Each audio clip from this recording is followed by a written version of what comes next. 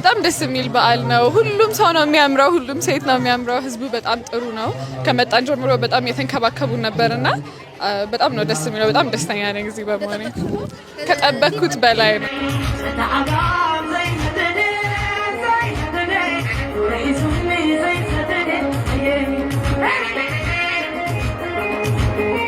እውነት ለመናገር ስለ ትግራይ ህዝብ ሲወራ በጣም ብዙ ጊዜ ሰምቼ አውቃለሁ። ግን የእውነት ደግሞ በጣም በቃ ፍቅር የሆነ ህዝብ ነውና እዚህ በመሆኔ በጣም ደስ ብሎኛል። ከጠበቅኩት በላይ ነው። አሸንዳ እኔ በጣም ማክበር እፈልግ ነበር ከድሮ ጀምሮ እና አሁን እዚህ በመገኘቴ በጣም ደስ ይለኛል። ኢትዮጵያ በጣም ቆንጆ የሆኑ ባህሎች አሏት። ይሄ ደግሞ ሴትነትን የሚደግፍ ነው። እህቶች አብረው ሆነው ሰለብሬት የሚያደርጉት ነገር ነውና እዚህ ለኔ መገኘት በጣም የሚያኮራ ነገር ነው። በቃ በየአመቱ እዚህ ነኝ ካምፓላ።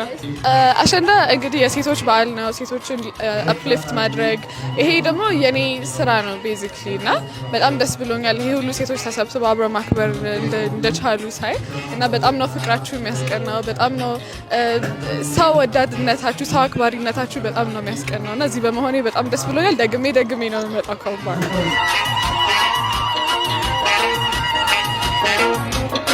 ውድድሩ ሚስ ወርልድ ይባላል። ሚስ ወርልድ 150 ሀገራት ድረስ ያሳትፋል።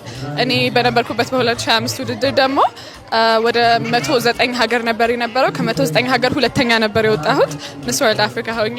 አንደኛ የወጣችሁ ደግሞ ታይላንድ ነበረች። በጣም ከባድ ውድድር ነው እና እዚህ አንድም የተገኘሁበት ዋና ምክንያት ከአዲስ አበባ ብቻ አይደለም መመረጥ ያለበት ይሄ ነገር ከሁሉም ቦታ ነው። ትግራይ በጣም ቆንጆ፣ በጣም ብልህ፣ በጣም ራስ ወዳድ ሳይሆን ሰዎችን የሚወዱ ብዙ ሰዎች አሏት፣ ብዙ ልጆች አሏት፣ ብዙ ሴቶች አሏት እና ከዛ ውስጥም ደግሞ ሚስ ወርልድ እዚህ ውስጥ ልትሆን ትችላለች ቀጣዩ የምትወዳደረው። እሷን ለመፈለግ ነው የመጣሁት እና ስለተቀበላችሁኝ በጣም አመሰግናለሁ። በመጨረሻ ማለት የምፈልገው ነገር እና ደግሜ መምጣቴ ስለማይቀር ቤተኛ ነው የምሆነው ካምፓላ።